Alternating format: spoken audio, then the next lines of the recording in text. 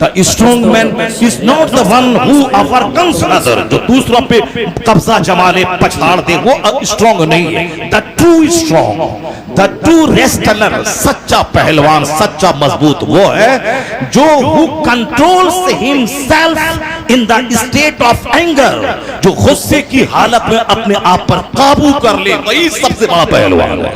अस्सलामु अलैकुम वरहमतुल्लाहि वबरकातुहू। अज़ीज़ान मोहतरम, उम्मीद करता हूँ कि आप तमामी हज़रात रब तबारक व तआला के फ़ज़ल व करम से बख़ैर व आफ़ियत में होंगे। अल्लाह तबारक व तआला हम सब को अपने हिफ्ज़ व आमान में रखे। दोस्तों, इस बयान को मुकम्मल सुनिएगा, बहुत ही खूबसूरत बयान है। कुरान व हदीस की रोशनी में डॉक्टर शहरियार रज़ा साहब बता रहे हैं।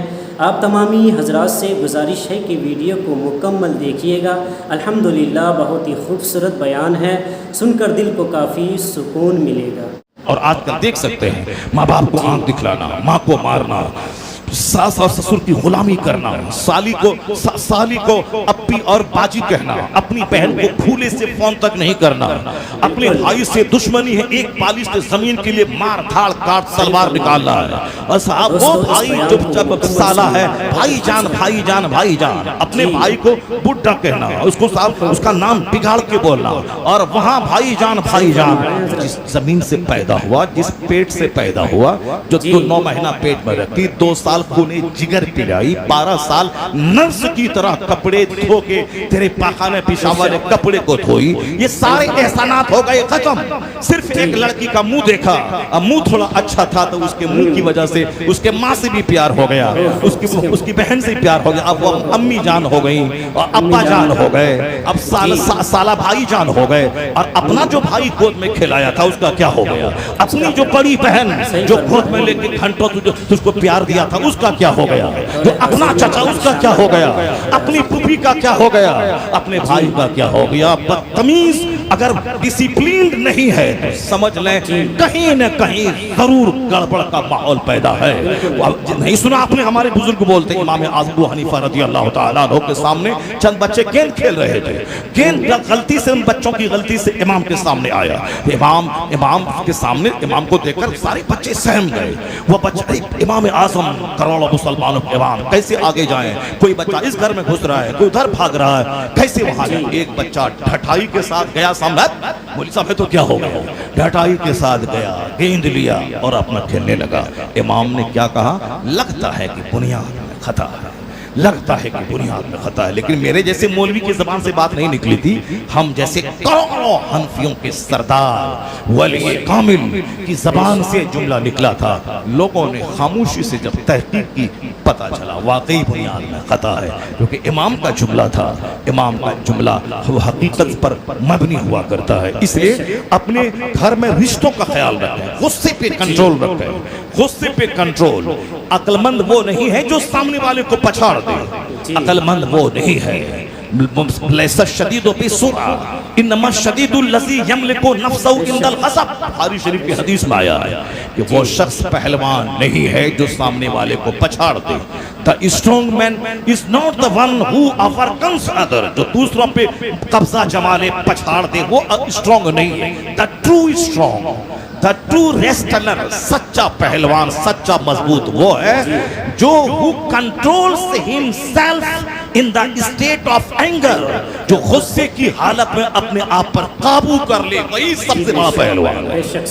वही है सबसे बड़ा पहलवान जो गुस्से के वक्त में अपने आप पर काबू कर ले, वही असल में पहलवान, वही रेस्टलर है, वही बहादुर है, वही ब्रेव है, वही स्ट्रॉन्ग है। और आजकल जो कि हर आदमी कमजोर है, कमजोर ग़िज़ा, कमजोर माहौल, कमजोर सराउंडिंग्स, कमजोर इन्वायरमेंट, कमजोर दोस्त, इसीलिए सबके पास गुस्सा ज्यादा है और वो गंभीरता कम है, सबको गुस्सा आता है। जब आप सामने वाले के पास जाएं, उससे कोई मतलब आपका नहीं है तो गुस्से से बात करेगा। अगर वो 10% आपसे कमाएगा तो वो नॉर्मल हो जाएगा। ये सब दुनियादार किस्म के लोग, वो अखलाक कुछ नहीं है, सिर्फ पैसे को महत्व देता है। आप किसी से फोन करें, कौन बोल रहा है, मतलब नहीं है तो गुस्से से बात करेगा। और अगर पता चला ये मतलब है इससे तो हाँ नहीं पहचाना आपको, नहीं पहचाना आपको, अस्सलाम वालेकुम, वालेकुम अस्सलाम। ये कमजोरों की कहानी है। वो ऐसा नहीं कि पहचान लिया तब मअद्दब अब नॉर्मल हो गए, वो बाअखलाक नहीं। बाअखलाक वो है जिसका अखलाक सबके साथ हो, जिसका अखलाक हर हाल में अखलाक उसका हो। ये बदअखलाकी,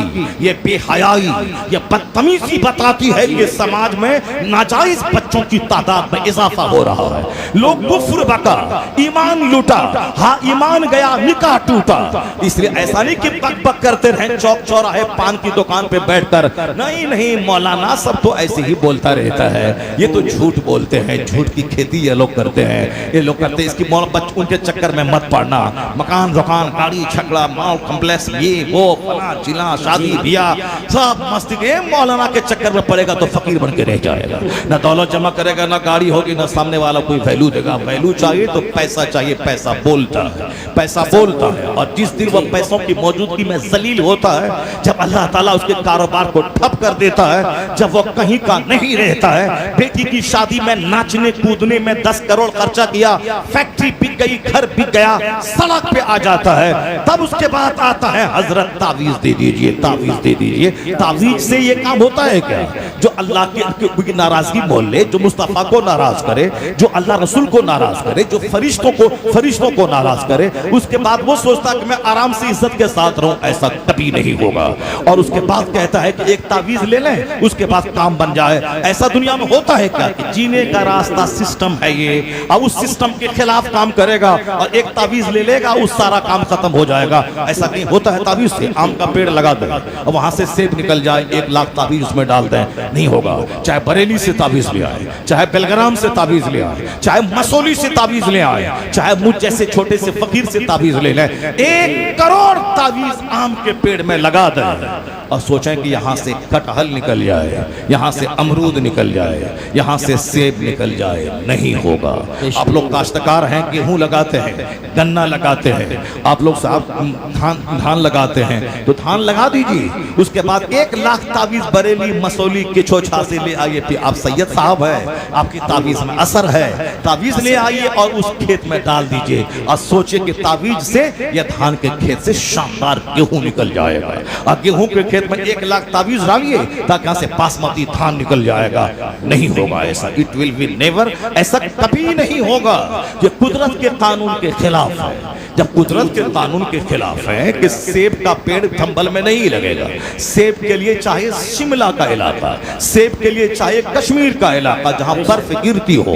गेहूं की खेती जिस साल जबरदस्त सर्दी होती है, गेहूं की खेती जबरदस्त होती है, और जिस साल सर्दी नहीं पड़े गेहूं की खेती कमजोर हो तो उसका दाना बिल्कुल छोटा होता है। यह मुझसे ज्यादा आपको तजुर्बा है। तो जिस जहां गर्मी का मौसम है वहां गेहूं की खेती नहीं होती है। जहां सर्दी जबरदस्त पड़ती है, पंजाब में, पूरे इंडिया में सबसे ज्यादा गेहूं की खेती पंजाब में होती है, चूंकि पंजाब कश्मीर से करीब है और पंजाब में जबरदस्त सर्दी पड़ती है और वहां से नजदीक है ये मुरादाबाद, कश्मीर से, पंजाब से, हरियाणा से, इसलिए यहां भी जबरदस्त सर्दी है। हमारा बिहार थोड़ा दूर है कश्मीर से, वहां इतनी सर्दी नहीं पड़ती, वहां भी सड़ी हुई सर्दी होती है, पर आई और चली गई, झोंका आया और चला गया। और अभी वहां गर्मी है। मैं परसों गोवा में था, वहां फैन भी चल रहा था, एसी भी चल रही थी, रूम में, कार में भी एसी, रूम में भी एसी। और यहाँ आके देखिए साहब, मैं जैकेट छोड़ दिया घर में और यहाँ मेरे पास जैकेट भी नहीं है चूंकि गर्मी लग रही थी। और यहाँ देखिए आप वहां से करीब है, जहाँ सर्दी वहां सेब है, जहाँ सर्दी वहां अनार है। अलबत्ता जहाँ खूब गर्मी हो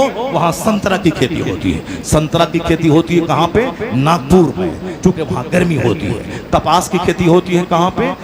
गुजरात और महाराष्ट्र में, चूंकि वहां का माहौल क्लाइमेट गर्म होता है। आम की खेती होती है कहाँ? वो समंदर बंगाल की खाड़ी के किनारे ज्यादा, बंगाल में, आंध्र प्रदेश में मछली की उपज ज्यादा होती है, आंध्र प्रदेश में धान की खेती होती है, आंध्रा में, तेलंगाना में, बाजू में उड़ीसा है, बंगाल है, वो ज्यादा पूरे हिंदुस्तान की आधी खेती उस इलाके में होती है। अब तो आप समझ गए होंगे, मैं कोई काश्तकार फार्मर नहीं हूं कि मैं सब खेती की तफसील आपके सामने मैं रखूं।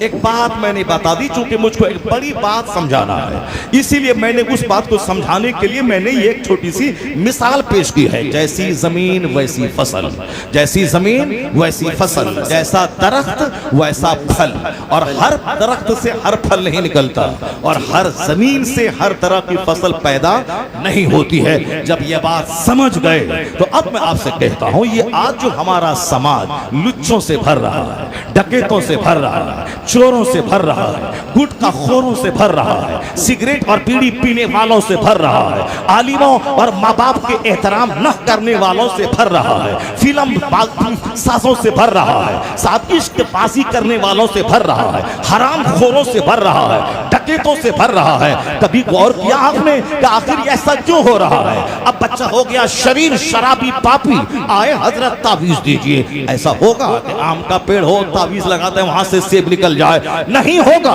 जैसी जमीन वैसी फसल, जैसा दरख्त वैसा फल। जब ये बात समझ गए तो माँ का पेट जमीन है, अब बाप उसमें बीज डालने वाला है। अगर बीज खराब हो तो फसल खराब होगी, अगर जमीन खराब है फसल खराब होगी। तो हर पेट से कुतुब पैदा नहीं होता, हर जमीन से कहान पैदा नहीं होता, हर जमीन से सेब पैदा नहीं होता।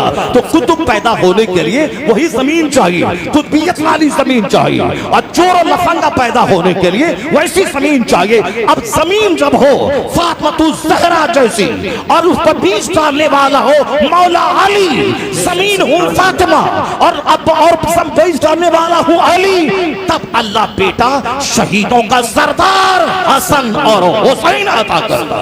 नारे तकबीर, नारे रिसालत, नारे गौसियत, मसलके आला हजरत। नहीं सुना आपने सुना होगा, सुनते ही हमेशा गौर नहीं करते कि इस वाकया के पेट से नसीहत क्या मिलती है, यहाँ से नसीहत क्या मिलती है, नहीं गौर करते हैं। सिर्फ गौसे पाक का लंगर खाया, गौसे पाक का तोशा खाया, गौसे पाक की नियाज खाई, बस हो गए हम सुन्नी हैं और कादरी हैं। कैसा था वो मेरा गौस? आप सुने होंगे जिनका बाप रात भर नमाज पढ़ता था, जिनका बाप दिन में जिहाद करता था, जिनका बाप एक बार खिलाफे से तकवा एक काम हो गया, नदी पे बहता हुआ फल खा लिया, दिमाग में आया अगर कयामत में सवाल हुआ मैं क्या जवाब दूंगा, चलो दुनिया में उससे माफी मांग ले। माफी मांगने गया, वो समझ गया कि जरूर इसकी पेशानी में नूरे विलायत चमक रहा है। कहा बेटा 10 साल नौकरी करनी पड़ेगी। नहीं बोला कि जुर्म छोटा सा था, अब वह शरीयत की रोशनी में जुर्म ही नहीं है, वो तो तसव्वुफ और सुलूक की रोशनी में वह एहतियात और तकवा के खिलाफ वो काम है। वरना नदी की सतह पे कोई फल गिर के आ रहा हो, हालत इस्तरार में हो, उसको खा ले तो कोई जुर्म नहीं है। लेकिन चूंकि तकवा और एहतियात और सुलूक और तसव्वुफ की निगाह में यह जुर्म है, उसका दाग धोने के लिए गए, पता लगाया, देखा बाग है, दरख्त है, टहनी झुकी है, उसी का फल गिर रहा है, सोचा इसी का फल होगा। मालिक के पास गया, मैं मुजरिम हूँ। कहा क्या जुर्म? का फल खाया हो। कहा कि 10 साल नौकरी करनी पड़ेगी। अगर कोई रहता कहता छोटा सा जुर्म, 10 साल की लंबी नौकरी, रखो माफी अपने पास, मैं जा रहा हूँ। लेकिन उसके दिमाग में एक बात हमेशा चलती थी कि दुनिया में जुर्म हुआ है, यह दुनिया ही में धुल जाए, दुनिया ही में यह दाग धुल जाए, ताकि अल्लाह के सामने मैं बेदाग होके जाऊं। वहां का हिसाब देना बड़ा मुश्किल है, यहाँ की मुसीबत आसान है सह लेना। क़यामत के दिन 1 मिनट की तकलीफ ऐसी होगी कि दुनिया का 1000 साल में आदमी के बदन को कुल्हाड़ी से काट दिया जाए। इस शिद्दत जहन्नम की 1 मिनट की शिद्दत के सामने ये तकलीफ कोई माना नहीं रखती। असल शिद्दत तकलीफ वहां की, असल मुसीबत वहां की। जो अल्लाह वाले हैं उसके दिमाग में हमेशा जन्नत रहती है, उनके दिमाग में हमेशा जहन्नम रहता है, उनके दिमाग में दुनिया का मुकाबला नहीं रहता, उनके दिमाग में नेकी का मुकाबला है। वह तहज्जुद पढ़ा है तो मुझे दोस्तों, बहुत ही खूबसूरत अंदाज में कुरान और हदीस की रोशनी में डॉक्टर शहरिया रज़ा साहब बता रहे थे। हम सबको चाहिए कि इन बातों पर अमल करें। दुआ है अल्लाह तबारक व ताला हम सबको इन बातों पर अमल करने की तौफीक और रफ़ीक अता फ़रमाएँ, और हम सबको अपनी ज़िंदगी को कुरान और हदीस के मुताबिक गुजारने की तौफीक और रफ़ीक अता फ़रमाएँ। दोस्तों, उम्मीद करता हूँ कि आप सब ने वीडियो को पसंद किया होगा, तो इस वीडियो को ज़्यादा से ज़्यादा लोगों तक पहुँचाने की कोशिश करें। वीडियो को लाइक भी कर दीजिए और आप हमारे YouTube चैनल को लाजमी सब्सक्राइब कर लीजिए। खुदा हाफिज़।